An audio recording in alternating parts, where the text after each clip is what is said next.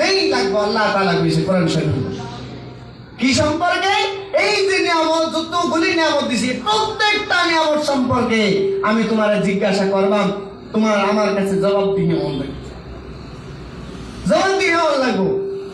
আজকে আমরা যে পরিচয়, আজকে আমরা যে আমাল, এই আমল কাল হাসরের দিন আমি কিবা খাবে, কিভাবে খাবে? মাহতারাম সামিনে কেরাম, আল্লাহর সামনে তো যাও নেই লাগবো, জবাবদিহি তো কোনদিন লাগবে। আমরা ভাবছি আমার নাম সুন্দর একটা নাম, মায়ে বাপে সুন্দর একটা নাম রাখছে, রফিকুল ইসলাম একটা নাম রাখছে, এতেই কি মুসলমান? এটাই কি আমার পরিচয়? আমার মা মুসলমান, আমার বাবা মুসলমান, এটাই কি আমার পরিচয় যে আমি মুসলমান? আমি আল্লাহ বিশ্বাস করি, আখিরাত বিশ্বাস করি, এটাই কি আমার পরিচয় আমি মুসলমান? আল্লাহ তাআলা এই কথাও কোরআন শরীফের মধ্যে কইছে। কিছু সংখ্যক মানুষ আছে তারা বলে আমি আখিরাত বিশ্বাস করেছি, আল্লাহ বিশ্বাস করেছি, আমি কি মুমিন না? তারা প্রশ্ন করে। আল্লাহ তাআলা বলেন ওয়ামিনান নাসি মান ইয়াকুলু আমান্না বিল্লাহি ওয়া বিল ইয়াউমিল আখির ওয়া মা হুম বিমুমিনিন। তারা মুমিন হইতেই পারে না। ওয়া মা হুম বিমুমিনিন, তারা মুমিন হইবার পারে না। অর্থাৎ আল্লাহর আখিরাত বিশ্বাস করলেই এতেই ইসলাম সীমাবদ্ধ না, এই পর্যন্তই মুমিন হওয়া যায় না। মাহতারাম সামিনে কেরাম, আল্লাহ তো বিশ্বাস করন লাগবই, আখিরাত তো বিশ্বাস করন লাগবই, আল্লাহ তাআলার যাবতীয় হুকুমগুলি সরাসরি ভাবে মান্য নেওয়া লাগবে। এটার নাম হচ্ছে তাকওয়া। আর এই আল্লাহ তাআলা এই কথাটাই কোরআন শরীফের মধ্যে কইতেছে, ইয়া আইয়ুহাল্লাযীনা আমানু তাকুল্লাহ হাক্কা তুকাতিহি ওয়া লা তামুতুন্না ইল্লা ওয়া আনতুম মুসলিমুন। তাকওয়া অর্জন করবে দিছে, ভয় অর্জন করবে দিছে। ভয় কারে কয়? অনেক যদি একটা হাত করে যায়, শিখ মারণ ধরা যায়, ও বাবা শিক্ষা করুন, এটা কি ভয়? এই ভয়, এটার নাম কি ভয়? এই ভয় তাকওয়া তো এই না। এই ভয় এমন ধরনের ভয় যেগুলি হুকুম আল্লাহ তাআলা করছে, এই প্রত্যেকটা হুকুম রে বিনা দ্বিধায় মান্য লওয়া, বিনা প্রশ্ন কইরা, বিনা দ্বিধায় সরাসরি ভাবে মান্য লওয়া। আর আল্লাহ তাআলা যেগুলি হুকুম করছে, এই হুকুম নিষেধ করছে, যেগুলি হুকুমের করবার, যেগুলি করবার নিষেধ করছে, এই নিষেধ কথাগুলিরে, নিষেধ বাক্যগুলিরে অন্তর থেকে ঘৃণা ভরে ছাইরা দেওয়া, এর নাম হচ্ছে সবচেয়ে বড় তাকওয়া। এই তাকওয়া অর্জন করবেন।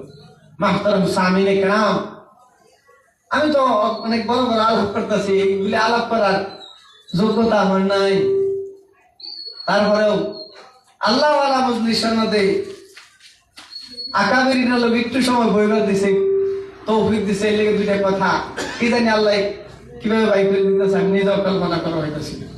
মাহতারাম দোস্ত বুজুর্গ,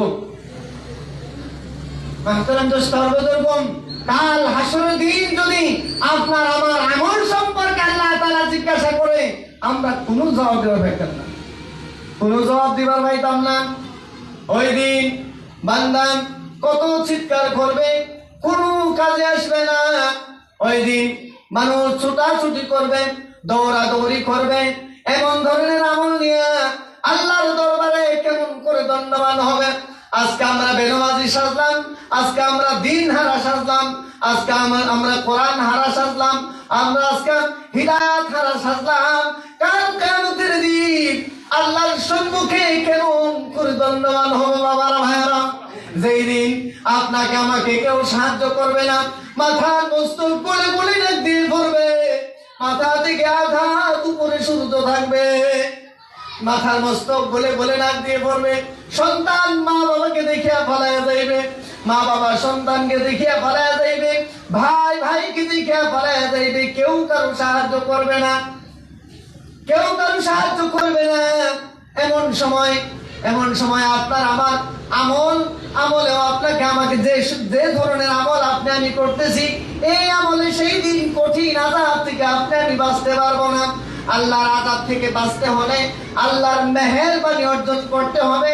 আল্লাহর যেগুলি নিয়ামত আল্লাহ তাআলা দিয়েছে, আল্লাহ তাআলা যেগুলি নিয়ামত দিয়েছে, এই প্রত্যেকটা নিয়ামতের উপর শুকরগুজার হওয়া লাগবে। আল্লাহর হুকুমগুলি মানা লাগবে। আল্লাহর রাসূল সাল্লাল্লাহু আলাইহি ওয়াসাল্লামের তরিকা অবলম্বন করা লাগবে। আল্লাহ তাআলার মেহেরবানি অর্জন করা লাগবে। আল্লাহ তাআলার মেহেরবানি যদি অর্জন না করে যদি দুনিয়া থেকে বিদায় হয়ে যায়, ওই দিন আপনার চাইতে আমার চাইতে কপাল পোড়া আর কে হবে? আর কেউ থাকতো না।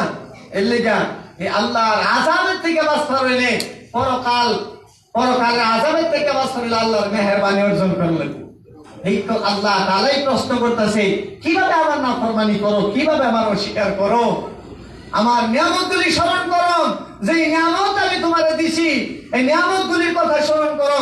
আমি তোমার চোখটা দিছি, এই চোখটা যদি এই জায়গা না দেয়া অন্য জায়গা দিতাম, অন্য মানুষের মতন যদি তোমার অন্ধ বানাই দিতাম, অন্ধ মানুষের মতন যদি তোমার অন্ধ বানাই দিতাম, তুমি চোখের শক্তি সম্পর্কে তুমি জানতাম। তোমার যদি বুবা বানাই দিতাম, তোমার বাক শক্তি যদি তোমার কায়রা নিতাম, তাহলে তুমি মুখের নিয়ামত সম্পর্কে তুমি বুঝতাম। মাহতারাম সামিনে কারাম, যে আল্লাহ তাআলা প্রত্যেকটা ক্ষমতা আল্লাহ তাআলা দিছে, এই ক্ষমতা সম্পর্কে আল্লাহ তাআলা জিজ্ঞেস, আল্লাহ তাআলা জিজ্ঞাইবো আপনারা আমারে। আমরা গোলাম, আল্লাহ তাআলা আপনারা আমার গোলাম বানায় ফেলাইছে। আমরা কেউ জমিদার না, আমরা কেউ জমিদার না। হ্যাঁ, আল্লাহ তাআলা জমিদার বানায় পাঠাইছে, কিন্তু আল্লাহ তাআলার গোলামি যারা করে, আল্লাহ তাআলার হুকুমগুলিরে যারা সরাসরি ভাবে যারা মান্না লইছে, যারা আল্লাহর দ্বীনকে সরাসরি ভাবে মান্না লইছে, আল্লাহ তাআলা তারারে এই দুনিয়ার তো আল্লাহ তাআলা ইজ্জত দিবই। এই আল্লাহ তাআলা এই দুনিয়ার মধ্যে আল্লাহ তাআলা বাদশা বানাইব। আল্লাহ তাআলা কোরআন শরীফের মধ্যে কইছে, এই দুনিয়ার মধ্যে আল্লাহ তাআলা বাদশাহত দিব, এই দুনিয়ার মধ্যে আল্লাহ তাআলা খেলাফত দিব, আল্লাহ তাআলা এই দুনিয়ার মধ্যে ক্ষমতা দিব, আল্লাহ তাআলা এই দুনিয়ার মধ্যে ইজ্জত দিব, আল্লাহ তাআলা এই দুনিয়ার মধ্যে দুনিয়ার সমস্ত সুখ আল্লাহ তাআলা দিব। আল্লাহ তাআলা এই বান্দারে আল্লাহ তাআলা পরকালের সুখ আল্লাহ তাআলা বান্দারে দিবেন। কিন্তু আমরা যেই দুনিয়ার সাধারণ সুখের মধ্যে পইরা আইরা আখিরাতের সুখের কথা ভুলে গেছি। মাহতারাম দোস্তর বুজুর্গ, আখিরাতের সুখ না, আখিরাতের সুখই হচ্ছে আসল সুখ। দুনিয়ার সুখ না, আখিরাতেই হচ্ছে চির সুখের জায়গা। দুনিয়ার কষ্টও কোনো কষ্ট না, আখিরাতের কষ্টই হচ্ছে আসল কষ্টের জায়গা।